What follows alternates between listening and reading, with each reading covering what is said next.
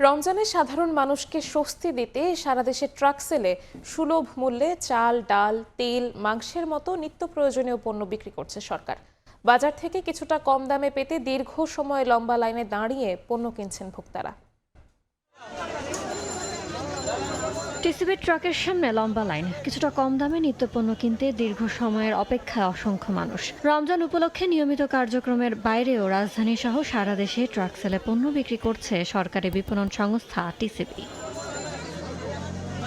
এদিকে নিয়মিত কার্যক্রম অব্যাহত রেখেছে খাদ্য মন্ত্রণালয়। ভর্তুকি মূল্যে চাল ও আটার মতো নিত্য প্রয়োজনীয় পণ্য পাচ্ছেন ভোক্তারা। বাজার থেকে 400 হয়েছে, এটা ঠিক আছে।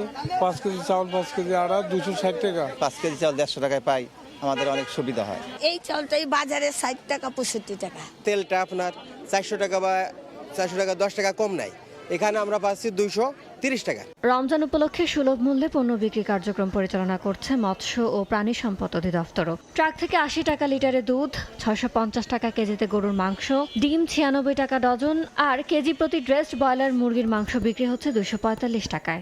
আসলে কি করবেন, দাঁড়াই থাই একটু কম দামে পাই দেখে। দোকানের দাম বেশি, একটু কমে পাই, এই জন্য নেই। বাজারে গেলে প্রচুর দাম, সব জিনিসের দাম আছে, এই কারণে আমরা এখানে আসছি। রাজধানীর বাইরেও চলছে সুলভ মূল্যে পণ্য বিক্রি কার্যক্রম। প্রাণী সম্পদ মন্ত্রণালয়ের নির্দেশে উদ্যোগ বাস্তবায়ন করছে দিনাজপুর জেলা প্রশাসন। সুলভ মূল্যে স্টোর থেকে একজন ক্রেতা সর্বোচ্চ 2 কেজি গরুর মাংস, 2টি মুরগি এবং 3 হালি ডিম কিনতে পারছেন। দিনাজপুর শহরে 2টি স্থান থেকে সুলভ মূল্যে স্টোর পরিচালিত হচ্ছে। পুরো রমজান মাস ব্যাপী এই কার্যক্রম চলবে। ইয়ানু শিফাত, সময় সংবাদ, ঢাকা। রমজানের দ্রব্যমূল্যের বাজার তদারকিতে এবার মাঠে নামলেন স্বয়ং সংসদ সদস্য। দুপুরে চট্টগ্রামের রিয়াজউদ্দিন বাজারে ক্যাবের বাজার তদারকিতে যোগ দেন চট্টগ্রাম 9 আসনের সংসদ সদস্য আবু সুফিয়ান। পবিত্র রমজানে মুনাফা কম করে সাধারণ মানুষকে স্বস্তি দিতে ব্যবসায়ীদের প্রতি আহ্বান জানান তিনি। রমজানে লাগামহীন নিত্যপণ্যের বাজার, দ্রব্যমূল্যের ঊর্ধ্বগতিতে বিপাকে ক্রেতারা। রোববার দুপুরে চট্টগ্রামে বাজার তদারকিতে মাঠে নামেন চট্টগ্রাম 9 আসনের সংসদ সদস্য আবু সুফিয়ান। ক্যাবের উদ্যোগে এই কর্মসূচিতে ব্যবসায়ী ও নেতাদের সঙ্গে কথা বলেন তিনি। এর আগে দ্রব্যমূল্য সহনীয় রাখতে এক মানববন্ধনে তিনি বলেন, সরকার সুষ্ঠু বাজার ব্যবস্থাপনার উপর জোর দিচ্ছে। এ সময় ব্যবসায়ীদের মুনাফা কম করে সাধারণ মানুষকে স্বস্তি দেওয়ার আহ্বান জানান তিনি। একটি ন্যূনতম লাভের পরিমাণ নির্দিষ্ট করে আপনারা মানুষকে একটু স্বস্তি দেন। পর্যাপ্ত সরবরাহের পরও দামের কারসাজিতে দ্রব্যমূল্য বৃদ্ধির অসাধু ব্যবসায়ীদের সিন্ডিকেট ভেঙে দেওয়ার কথা জানায় ক্যাব।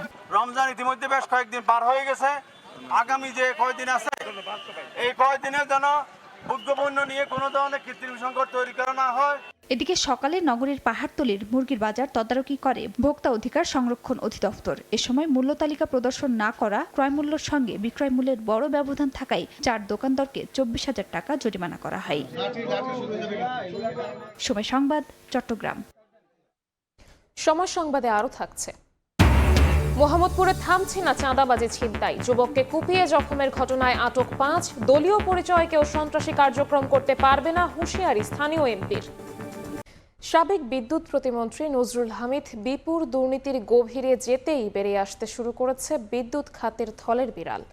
প্রতিমন্ত্রী থাকাকালে 10 বছরে ভুয়া প্রকল্প আর নজিবিহীন অনিয়মের মাধ্যমে পিডিবিকে রীতিমতো লুটপাটের সিন্ডিকেটে পরিণত করেন তিনি। আর এই দুর্নীতির সাম্রাজ্যে বিপুর বিশ্বস্ত সহযোগী ছিলেন 4 সাবেক চেয়ারম্যান সহ পিডিবির 13 শীর্ষ কর্মকর্তা। এবার এই সিন্ডিকেটের অবৈধ সম্পদের খোঁজে মাঠে নেমেছে দুদক। তাসলিম তৌহিদের প্রতিবেদন। আওয়ামী শাসনামলে বিদ্যুৎ খাতে ভুয়া প্রকল্প, ঘুষের বিনিময়ে কাজ আর হরিলুটের মাধ্যমে হাজার হাজার কোটি টাকা আত্মসাতের অভিযোগে অনুসন্ধান করছে দুর্নীতি দমন কমিশন দুদক। সংস্থাটি বলছে, সাবেক প্রতিমন্ত্রী নসরুল আহমেদ বিপুর হাত ধরে বিদ্যুৎ উন্নয়ন বোর্ড পিডিবিতে গড়ে উঠেছিল এক মাফিয়া চক্র, যারা প্রত্যেকেই গড়েছেন অঢেল সম্পদ।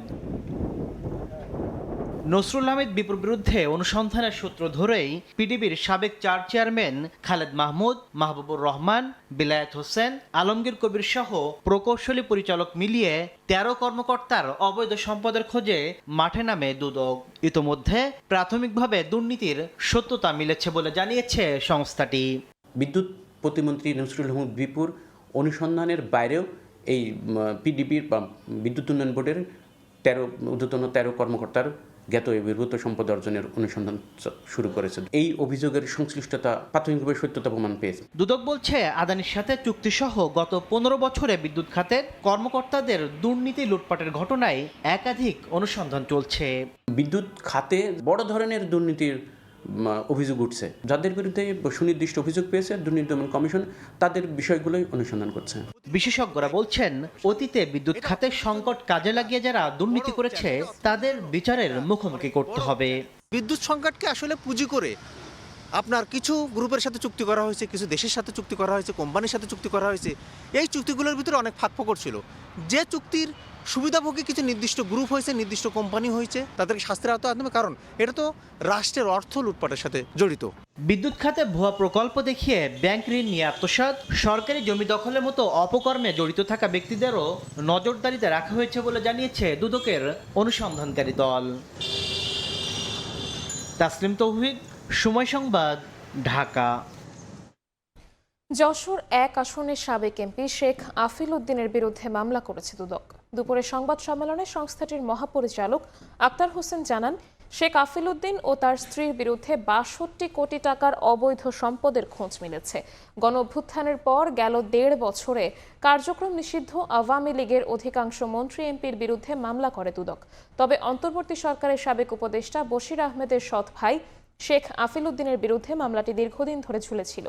অবশেষে মামলাটি দায়ের করল দুদক।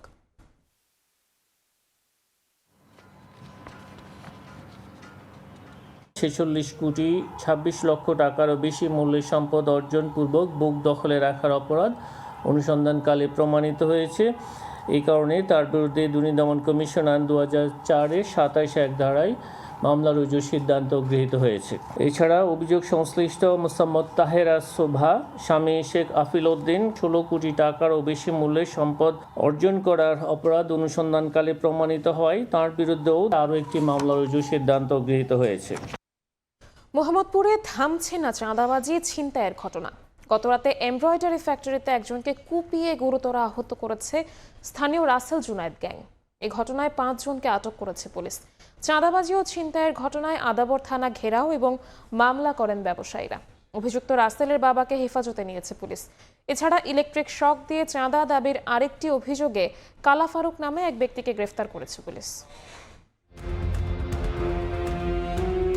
১৯ ফেব্রুয়ারি মোহাম্মদপুরের বসিলা সিটি হাউজিং এলাকা। সিসিটিভি ফুটেজে দেখা যাচ্ছে দুপুর ১২টা ৫৭ মিনিটে ৪-৫টি মোটরসাইকেলে আসা কয়েকজন দাঁড়ান শাহিনের গ্যাসের দোকানের সামনে। দোকানের মালিক উপস্থিত না থাকলেও ছিলেন কর্মচারী। ফুটেজে দেখা যায় মোটরসাইকেলে আসা ব্যক্তিরা দোকান কর্মচারীকে হুমকি দিচ্ছে। কথা বলার এক পর্যায়ে মোটরসাইকেলে আসা এক ব্যক্তির হাতে থাকা ইলেকট্রিক একটি বস্তু দিয়ে ঘাড়ে শক দেয়। দোকানটির কর্মচারী জানান, ইলেকট্রিক শক দেওয়ার পর তার কাছ থেকে ২ লাখ টাকা চাঁদা চাওয়া হয়। ৪টা মোটরসাইকেল নিয়ে ৮ জন আসছিল। আসে বলে যে তোমার মহাজন আমার একটু ইলেকট্রিক শর্ট দিয়ে এখানে একটু শর্ট দিছিল, দিয়ে বলছিল যে তোমার মহাজনরে বলো যে ২ লাখ টাকা যে কালকের মধ্যে না দিলে ওনারে শুট করবো আর কি। দোকান মালিকের অভিযোগ, সপ্তাহখানেক আগে থেকেই ২ লাখ টাকা চাঁদা চেয়ে তাকে মেরে ফেলার হুমকি দিচ্ছিল ফারুক। আগামী কালকের ভিতরে ২ লাখ টাকা পরিশোধ করবা, নাইলে দোকান বন্ধ থাকবে, নয়তোবা কবর করে রাখো, গুলি করে মাইরা ফেলামু, মরার জন্য তৈরি হয়। সবাইরে তো আমি চিনি না, এখানে একজনরে চিনি, সেটা হলো ওই ফারুক। এর মধ্যে শনিবার রাতে মোহাম্মদপুর আদাবর এলাকায় চাঁদা না পেয়ে একটি এমব্রয়ডারি ফ্যাক্টরির ৩ কর্মচারীকে কুপিয়ে জখম করে ১০ থেকে ১২ জন সন্ত্রাসী। ভুক্তভোগীরা থানা ঘেরাও করলে জড়িত অভিযোগে ৫ জনকে গ্রেপ্তার করে পুলিশ। অন্যদিকে মোহাম্মদপুর বাস স্ট্যান্ড থেকে ৩ রাস্তার মোড় এলাকা, যেখানে দিনে দুপুরে ছিনতাইয়ের ঘটনা ঘটে অহরহ। দুদিন আগেও ফুটপাতে বসা ভ্যান থেকে চাঁদা তোলা নিয়ে সংঘর্ষ হলেও এ বিষয়ে মুখ খুলতে রাজি হয়নি কেউ। শুনছি, কিন্তু কোথায় হয়েছে বা কে করছে ওটা জানি। টাকা উঠানো নিয়ে এখান থেকে এখন গড়ে কয় টাকা করে নেয় বলতে পারি না। এদিকে সময় সংবাদে চাঁদা তোলার বিষয়ে সংবাদ প্রচারের পর টনক নড়েছে পুলিশের। বিকেলে মোহাম্মদপুর বাস স্ট্যান্ড থেকে ৩ রাস্তার মোড় পর্যন্ত অভিযান চালিয়ে ফুটপাতে বসানো দোকান তুলে দিয়েছে পুলিশ। স্বপন আহমেদ, সময় সংবাদ, ঢাকা। রাজধানীর মোহাম্মদপুর ও আদাবর এলাকায় চাঁদাবাজি ও ছিনতাইয়ের ঘটনায় নিন্দা জানিয়ে কঠোর আইনি ব্যবস্থা নেওয়ার কথা জানিয়েছেন মোহাম্মদপুরের সংসদ সদস্য ও শিক্ষা প্রতিমন্ত্রী ববি হাজ্জাজ। সকালে জাপান বাংলাদেশ ফ্রেন্ডশিপ হাসপাতালে নির্বাচনের দিন সংঘর্ষে আহতদের দেখতে যান প্রতিমন্ত্রী। এ সময় তিনি জানান, হামলার ঘটনায় জড়িতদের বিরুদ্ধে আইনগত ব্যবস্থা নেওয়া হবে। পাশাপাশি বিরোধী দলীয় প্রার্থী মামুনুল হকের বিরুদ্ধেও মামলা হবে। ববি হাজ্জাজ বলেন, আদাবর এলাকায় চাঁদাবাজি ও ছিনতাইয়ের ঘটনাকে গুরুত্ব দিয়ে দেখা হচ্ছে এবং জড়িতদের আইনের আওতায় আনা হবে। এ ধরনের ঘটনা রোধে এরই মধ্যে বেশ কিছু পদক্ষেপ নেওয়ার কথাও জানান তিনি। এর মধ্যে রয়েছে প্রায় 550টি সিসিটিভি ক্যামেরা স্থাপন, বসিলা এলাকায় একটি পুলিশ ক্যাম্প এবং নতুন করে আরও 20টি পুলিশ বক্স স্থাপনের উদ্যোগ। সেই আঙ্গিকে আমরা কাজ করব এবং আমি বিশ্বাস করি, তো আমরা গত বেশ কিছু বছর দেখেছি, এটা আমি শুধু মাদ্রাসার জন্য বলছি না, আমি যে কোনো জায়গার জন্য বলছি, ভুল তথ্য এখানে যত আহত আমাদের কর্মী আছেন যাদের হাড্ডি ভাঙা হয়েছে বা যা কিছু ভাঙা হয়েছে, যে হায়দার আলী সাহেবের পরিবার, হায়দার আলী সাহেব মৃত্যুর সাথে লড়াই করছেন, এই প্রত্যেকটা জিনিসের এখন আমরা আইনি মামলায় যাব। খুবই দুঃখজনক ঘটনা ঘটেছে এই ছিনতাইয়ের। আমাদের এলাকায় যতগুলো এলাকা আছে সব জায়গায়, যেমন মনে করেন মোহাম্মদপুর থানায় 550টা নতুন সিসিটিভি আমরা লাগাচ্ছি সব হটস্পটে, ক্রাইম হটস্পটগুলোতে। আমরা নতুন আপনার বসিলাতে পুলিশ ক্যাম্প করছি, ওখানে বড় একটা আপনার ফোর্স রাখার ব্যবস্থা করছি। কখনো মমতাজ, কখনো মারুফা, কখনো আবার রোজিনা, কনা, এমনকি নূরজাহানও। সবই ছদ্মনাম, যদিও আসল নাম বিলকিস। মিথ্যা তথ্য দিয়ে গৃহকর্মী পেশার আড়ালে চেতনানাশক খাইয়ে সর্বস্ব লুট করাই তার কাজ। রাজধানীর উত্তরায় আয়েশা আক্তার হত্যার রহস্য উদ্ঘাটনের পর চাঞ্চল্যকর তথ্য পেয়েছে পিবিআই। গ্রেফতার করা হয়েছে 2 জনকে। 17 ফেব্রুয়ারি দুপুর 2:30টায় পলিথিনের ব্যাগ হাতে রাজধানীর উত্তরার 7 নম্বর সেক্টরের 18 নম্বর রোডের একটি বাসা থেকে বের হয়ে যেতে দেখা যায় এই নারীকে। পুলিশ বলছে তার নাম বিলকিস, পেশায় গৃহকর্মী। গৃহকর্তা ও গৃহকর্ত্রীকে পানির সঙ্গে কৌশলে চেতনানাশক পান করিয়ে স্বর্ণালংকার ও নগদ টাকা নিয়ে পালিয়ে যাওয়ার দৃশ্য এটি। হাসপাতালে নেওয়ার পর চিকিৎসক গৃহকর্ত্রী আয়েশা আক্তারকে মৃত ঘোষণা করেন। মুমূর্ষু অবস্থায় স্বামীকে ভর্তি করা হয় আইসিইউতে। আমার মা খুব শৌখিন মানুষ ছিলেন, আমরা 2 ভাই, আমরা ছোটখাটো ফ্যামিলি। আমার মাকে আমরা খুব আদরে রাখতাম। আমার মা সবসময় স্বর্ণ পছন্দ করতেন। তা আমার মায়ের গায়ে আমরা কোনো স্বর্ণ, যখন সুরতহাল করা হচ্ছিল সেই স্বর্ণগুলো আমরা পাইনি। এ ঘটনায় মামলার পর ময়মনসিংহ, জামালপুর ও গাজীপুরে অভিযান চালিয়ে 2 জনকে গ্রেফতার করেছে police bureau of investigation PBI. একজন গৃহকর্মী, আরেকজন জুয়েলারি দোকানের মালিক। পুলিশ বলছে পেশাদার অপরাধী বিলকিস। এখন পর্যন্ত তার 6টি নাম পাওয়া গেছে। এই সেম ধরনের যে মামলাগুলা ঢাকা সিটিতে, আমরা এই মামলাগুলা পর্যালোচনা করতে গিয়ে অনেকগুলো ছবি আসে। তার ভিতরে সেই ছবিগুলা আমরা বাদীপক্ষকে দেখানোর পরে এক পর্যায়ে কিন্তু ভিকটিমের যে পুত্রবধূ, সে চিৎকার করে বলে ওঠে যে এই মেয়েটাই তো আমাদের বাসায় আসছিল, এই মেয়েটাই তো আমাদের বাসায় এসেছিল। বিলকিসের বিরুদ্ধে রাজধানীর বিভিন্ন থানায় 5টি মামলা রয়েছে। পিবিআই বলছে পরিচয় লুকিয়ে গৃহকর্মী পেশার আড়ালে চুরি করাই তার কাজ। এইবারে সে প্রথম অ্যারেস্ট না, এবং সেই ঘটনায় আরও মামলা যেহেতু আছে, সে মামলায় কিন্তু প্রথম অ্যারেস্ট না, মামলা তার বিরুদ্ধে চার্জশিট করা হয়েছে, মামলাগুলো ডিল করা হয়েছে। হয়তো কোনো ফাঁকফোকর বলে সে বেরিয়ে যায়। গৃহকর্মী নিয়োগের আগে সঠিক তথ্য যাচাইয়ের পরামর্শ পুলিশের। যখন আপনারা গৃহকর্মী নিয়োগ দিবেন, তাদের আইডিটা নিশ্চিত করবেন, এনআইডি সংরক্ষণ করার চেষ্টা করবেন, সেটা নিশ্চিত করবেন। বুলবুল রেজা, সময় সংবাদ, ঢাকা। বছরের পর বছর চিকিৎসক, নার্স ও মেডিকেল টেকনোলজিস্ট সংকটে সুনামগঞ্জের তাহিরপুর উপজেলা স্বাস্থ্য কমপ্লেক্স। স্বাস্থ্যসেবা বঞ্চিত 4.5 লাখ মানুষ। তবে সংকট সমাধানের চেষ্টা চলছে বলে জানিয়েছে স্বাস্থ্য কর্মকর্তা। হিমাদ্রি শেখর ভদ্রের তথ্যচিত্রে রিপোর্ট। 3 ভাগের 1 ভাগ জনবল দিয়ে খুঁড়িয়ে খুঁড়িয়ে চলছে স্বাস্থ্যসেবা। হাসপাতাল কর্তৃপক্ষ জানায় 31 শয্যার জনবল দিয়ে চলছে 50 শয্যার কার্যক্রম। ডাক্তার, নার্স, স্বাস্থ্যকর্মী, মিডওয়াইফ, মেডিকেল টেকনোলজিস্ট সহ 36টি পদে 137 জনের মধ্যে আছেন 48 জন। জরুরি বিভাগে ডাক্তারের পরিবর্তে স্বাস্থ্যকর্মী দায়িত্ব পালন করেন। বড় ডাক্তারগুলো থাকে না, সেবার সাধারণের একটা আশ্রা নাই। খুব ভোগান্তির মধ্যে আছি। 50 শয্যা হাসপাতাল থাকা সত্ত্বেও এখানে ট্রিটমেন্ট হয় না। ভালো একটা ইনজেকশন হলে এরকম হলে বাইরে থেকে নেওয়ার লাগে। প্রসূতি বিভাগ থেকে pathology, X-ray, post operative, medical officer কক্ষ, অপারেশন থিয়েটার, চক্ষু বিভাগ সহ সব কক্ষে ঝুলছে তালা।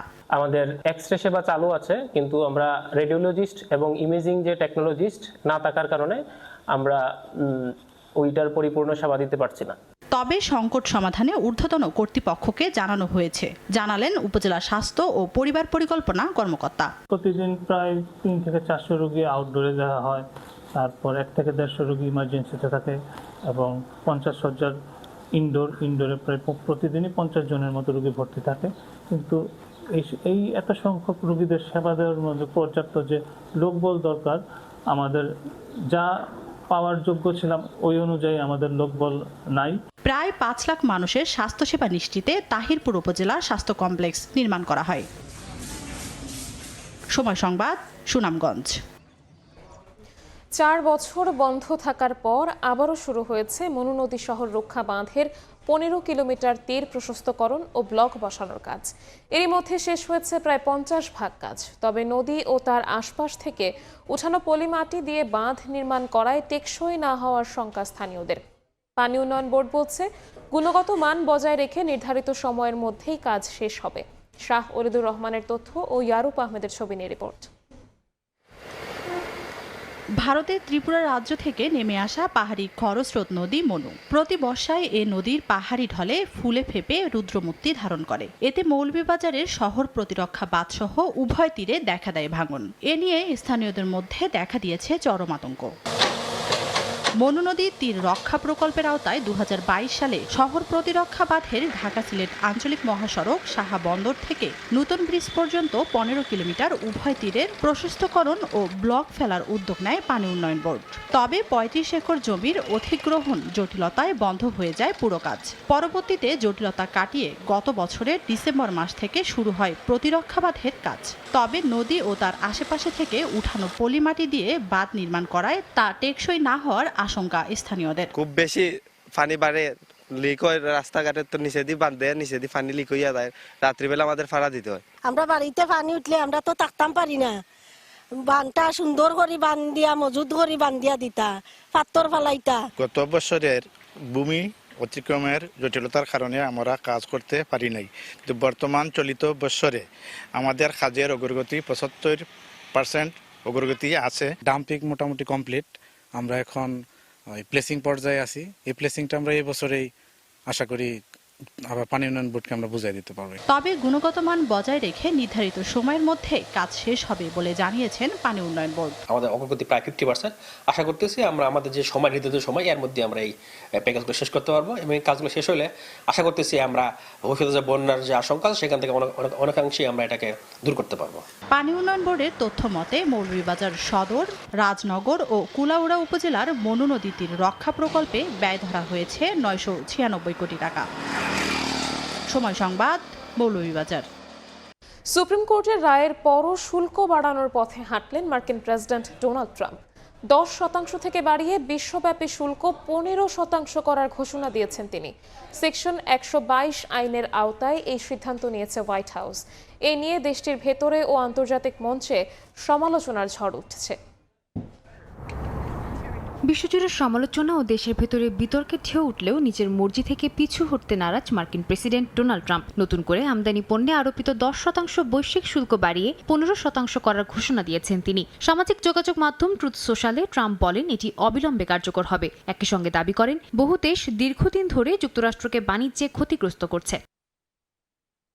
এর আগে মার্কিন সুপ্রিম কোর্ট 6-3 ভোটে রায় দেন জরুরি আইনের আওতায় উচ্চ শুল্ক আরোপ করে ক্ষমতার সীমা অতিক্রম করেছেন প্রেসিডেন্ট। রায়ের পর ট্রাম্প ভিন্ন একটি বাণিজ্য আইন সেকশন 122 ব্যবহার করে 10% শুল্ক আরোপের ঘোষণা দেন। এখন সেই হার বাড়িয়ে 15% করা হয়েছে। আইন অনুযায়ী এই শুল্ক 150 দিনের জন্য বলবৎ থাকবে। এরপর কংগ্রেসের অনুমোদন প্রয়োজন হবে।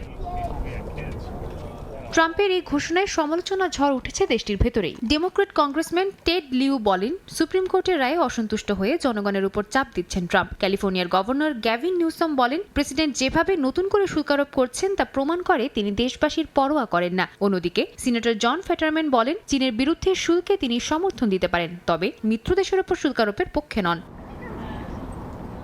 এদিকে জার্মান চ্যান্সেলর ফ্রিডরিখ মের্জ বলেন শুল্ক নিয়ে অনিশ্চয়তা ইউরোপ ও যুক্তরাষ্ট্রের অর্থনীতির জন্য ক্ষতিকর। জানান ওয়াশিংটন সফরের আগে ইউরোপীয় ইউনিয়নের সঙ্গে সমন্বিত অবস্থান নেবেন তিনি। এছাড়াও শুল্ক বিষয়ে অনিশ্চয়তা দূর করার আহ্বান জানান মের্জ। সাদিয়া তাসনিম, সময় সংবাদ। ওয়াশিংটনের কূটনৈতিক ও সামরিক চাপের সামনে মাথা নত না করার হুঁশিয়ারি ইরানের প্রেসিডেন্ট মাসুদ পেজেশকিয়ানের। ইরানের সাম্প্রতিক আন্দোলনে নিহতের সংখ্যা নিয়ে ট্রাম্পের দাবির যথাযথ প্রমাণ চেয়েছেন পররাষ্ট্রমন্ত্রী আব্বাস আরাকচি। এদিকে ইরানে হামলার হুমকির মধ্যেই পর্তুগালে সামরিক বিমান মোতায়েন করেছে ট্রাম্প প্রশাসন। যুক্তরাষ্ট্রের যে কোনো সামরিক হামলা ঠেকাতে প্রস্তুত বলে জানিয়েছে ইরানের সেনাবাহিনী। চাপের মুখে নতি স্বীকার নয় এমন ঘোষণা দিয়েছেন ইরানের প্রেসিডেন্ট মাসুদ পেজেশকিয়ান। বিশ্ব শক্তিগুলো ইরানকে মাথা নত করাতে চাইছে বলে অভিযোগ তুলে তিনি বলেন, নানা সংকট তৈরি করা হলেও আপোষ করবে না তেহরান। ইরানের প্যারালিম্পিক্স দলের সম্মাননা অনুষ্ঠানে এই মন্তব্য করেন তিনি।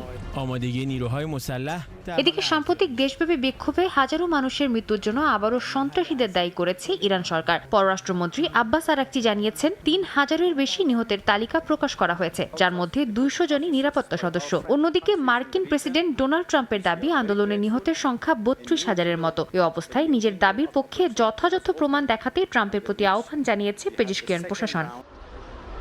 কূটনীতির গণ্ডি ছাড়িয়ে ওয়াশিংটন তেহরান উত্তেজনার সামরিক প্রস্তুতিতে রূপ নিচ্ছে। পর্তুগালের আজোরেসের লাজেস বিমান ঘাঁটিতে মার্কিন সামরিক বিমান মোতায়েনের তথ্য জানা গেছে। যুক্তরাষ্ট্র বলছে প্রয়োজনে ইরানের সীমিত পরিসরে সামরিক হামলার কথা বিবেচনা করছে তারা। এর মধ্যে কাতারের আল উদেইদ মার্কিন বিমান ঘাঁটি থেকে শত শত মার্কিন সেনাকে সরিয়ে নিচ্ছে পেন্টাগন। ইরানের পাল্টা হামলা থেকে বাঁচতে এমন পদক্ষেপ বলে ধারণা স্থানীয় গণমাধ্যমের।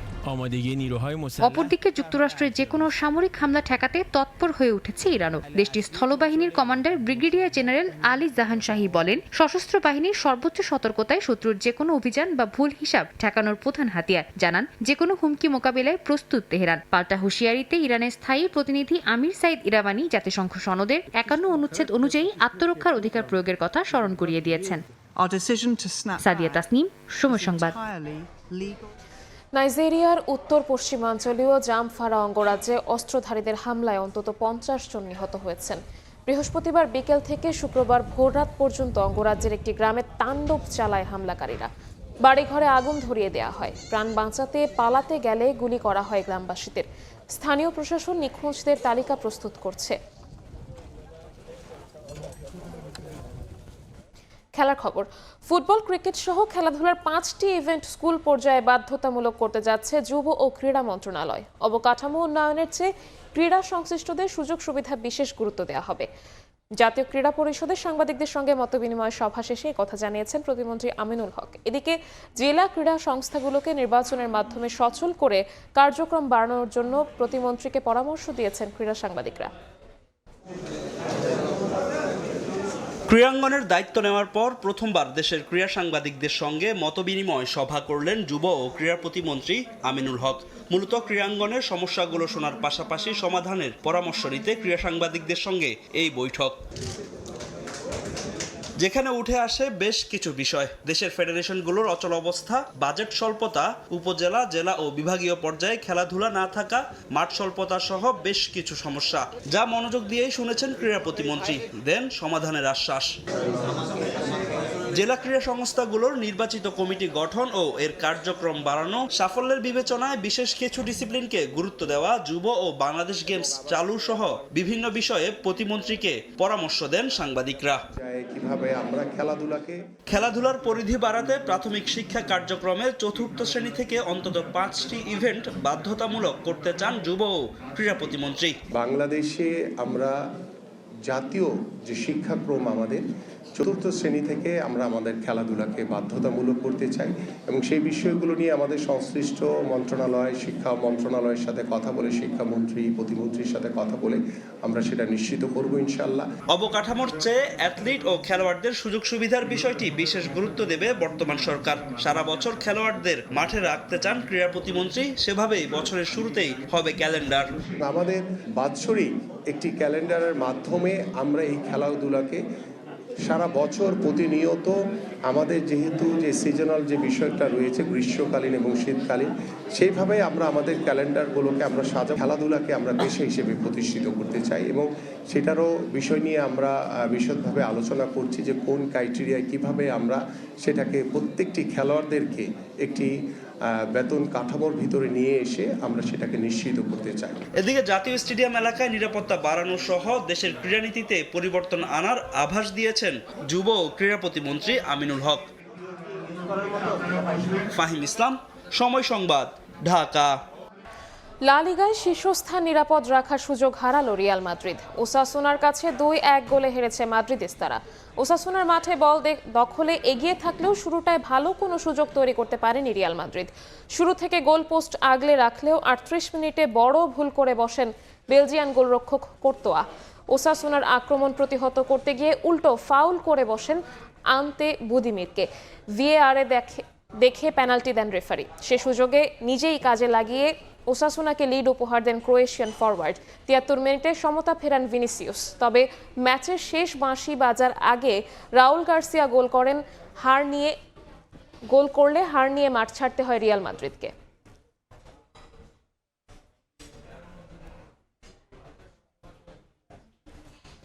এ পর্যায়ে শীর্ষ সংবাদগুলো জানিয়ে দিচ্ছি আরও একবার। সচিবালয়ে কর্মব্যস্ত প্রধানমন্ত্রী। দ্রুত তৃতীয় টার্মিনাল চালুর নির্দেশ সরকার প্রধানের। স্বচ্ছতা নিশ্চিতে 3 ধাপে পর্যবেক্ষণ করে দেয়া হবে ফ্যামিলি কার্ড। বাংলাদেশের সঙ্গে ঐতিহাসিক সম্পর্ক এগিয়ে নিতে চায় ভারত। ভিসা নিয়েও আলোচনা। ঢাকা চাইলে তিস্তা প্রকল্প শুরুর আশা চীনের। মন্ত্রী রাষ্ট্রদূত সৌজন্য সাক্ষাৎ।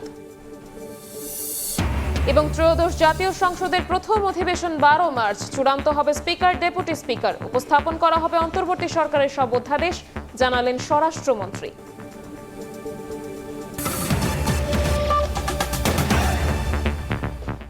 এই ছিল সময় সংবাদে। এরপর সন্ধ্যার সময় নিয়ে সঙ্গে থাকবেন সহকর্মী গোলাম রাব্বি। সৌরভ, আপনাকে ধন্যবাদ। সন্ধ্যার সময় নিয়ে ফিরছি কিছুক্ষণ পর। সঙ্গে থাকুন সময়।